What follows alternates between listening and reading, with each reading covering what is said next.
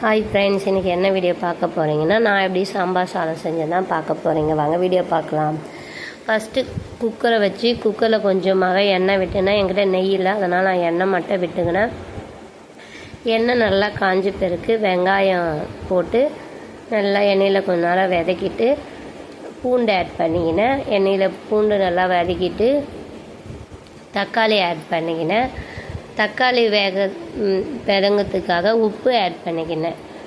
உப்பு போட்டால் தக்காளி வதங்கிடுன்ட்டு நான் உப்பு எப்போவுமே தக்காளி போட்டால் உப்பு ஆட் பண்ணிப்பேன். ஏன்னா தக்காளி சீக்கிரமாக வதங்கிடுன்ட்டு நல்லா தக்காளி வெங்காயம்லாம் வதக்கிட்டு பிறகு அரிஞ்சு வச்ச காயெல்லாம் ஆட் பண்ணிக்கினேன். நான் இன்றைக்கி என்ன காயெல்லாம் போட்டேன்னா கத்திரிக்காய், முருங்கைக்காய், கேரட்டு, முள்ளங்கி போட்டு ஆட் பண்ணிக்கினேன். நல்லா காய் கொஞ்சம் நேரம் கிண்டி விட்டுட்டு கொஞ்சம் டேஸ்ட்டுக்கு ஏற்ற மாதிரி கொஞ்சம் உப்பு ஆட் பண்ணிக்கினேன்.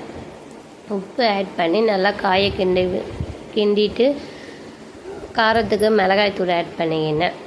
வீட்டில் அரைச்ச மிளகாய்த்தூளை தான் ஆட் பண்ணிக்கினேன். உங்கள்கிட்ட சாம்பார் தூள் இருந்தால் ஆட் பண்ணிக்கோங்க. என்கிட்ட சாம்பார் தூள் இல்லை, லைட்டாக மஞ்சத்தூள் போட்டுக்கோங்க. நான் மஞ்சத்தூள் போடும்போது அந்த வீடியோ இது எடுக்கலை, அதனால் மறந்துட்டேன். நீங்கள் மஞ்சத்தூள் ஆட் பண்ணிக்கோங்க. நல்லா கிண்டி விட்டுட்டு அரிசி பருப்பு ஆட் பண்ணிக்கோங்க. நான் எவ்வளோ அரிசி எடுத்தேன்னா 2 கிளாஸ் அரிசி, 1 கிளாஸ் துவரம் பருப்பு. எவ்வளோ தண்ணி ஆட் பண்ணேன்னா 1 கிளாஸ் அரிசிக்கு 2 கிளாஸ் தண்ணி, 2 கிளாஸ் அரிசிக்கு 4 கிளாஸ் தண்ணி, 1 கிளாஸ் துவரம் பருப்புக்கு 2 கிளாஸ் தண்ணி, எக்ஸ்ட்ரா 1 கிளாஸ் தண்ணி வச்சா மொத்தம் 7 கிளாஸு. அப்போ தான் சாதம் நல்லா குழஞ்சி வரும்ன்ட்டு.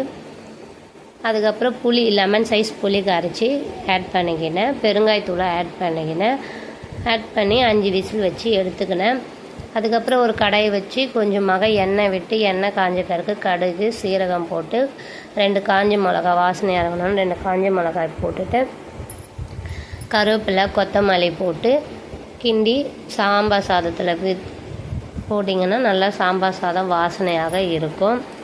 இந்த வீடியோ பிடிச்சிருந்தா லைக் பண்ணுங்கள், கமெண்ட் பண்ணுங்கள், சப்ஸ்கிரைப் பண்ணுங்கள், மறக்காமல் ஷேர் பண்ணுங்கள். அடுத்த வீடியோ என்ன வீடியோன்னு பார்க்கலாம். பாய்.